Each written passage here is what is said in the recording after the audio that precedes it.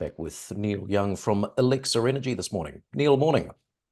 Morning, Andrew. Always good to talk to you. Look, an update from you, Neil, on operations in Mongolia. You say water production now at maximum levels. Just tell us a bit more. So I think it's been a while since we spoke, Andrew, about our Mongolian operations, as we've been continually talking about Grandis in Queensland. That is of enormous high impact for shareholders and of enormous value. But the Mongolian operations are still progressing and progressing well and are still valuable. What we've been achieving on our pilots over the course of this year is increasing water production now to a healthy rate, reducing pressure in the reservoir, and on target to release dissolved gas before the end of the year, everything going to plan. So we're pretty pleased with that. Tell us a bit more, Neil, about the field reservoir pressure and where we are. Okay, so all coal seam gas or coal bed methane fields are different. Our one has been assessed by our expert reservoir engineer to be falling at a rate of about 5 psi per month and continually on a stabilized trajectory there. That's as the water comes out, the pressure goes down, and the gas can start to be desorbed from the coals and liberated in a strong way. We've had flush production in the past. That was gas likely in fractures. The vast volume of gas is in the cleats, though, and should start to come out in a sustained and hopefully commercial way by the end of the year. You say here you're now not looking to include 2 additional pilot wells in the program.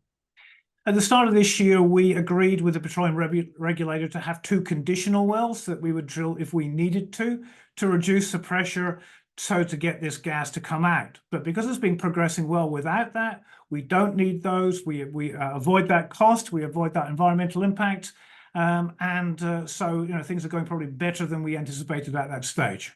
You said at the start, Neil, the Mongolia operations are valuable to Elixir Energy. Just remind us why so. So we've got a very large position here. It's next door to the world's largest gas importing nation in the form of China.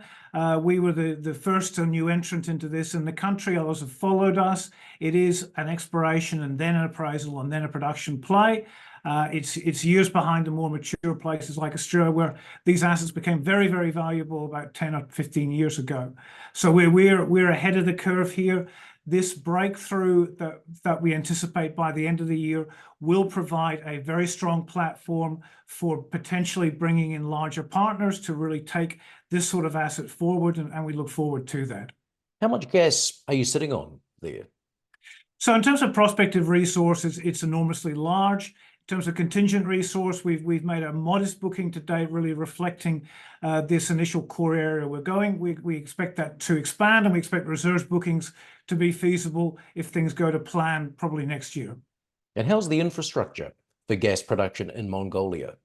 So there is no infrastructure at present, but there are excellent things like roads, access, railways. There's a planned massive pipeline from Russia, which goes fairly proximate to us. And then in China itself, there's an enormous amount of infrastructure that connects really the Turkmenistan all the way through to Shanghai and Beijing, that passes just below the Mongolian border. So in that regional sense, there's a lot.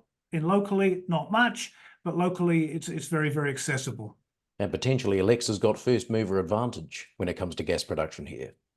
We do have peers, and we wish them well. I think we're slightly ahead of the curve, but I think a rising tide will lift all boats here and bring in more and more interest to the plays in this region. Great to speak, Neil. Thanks for your time. Thank you.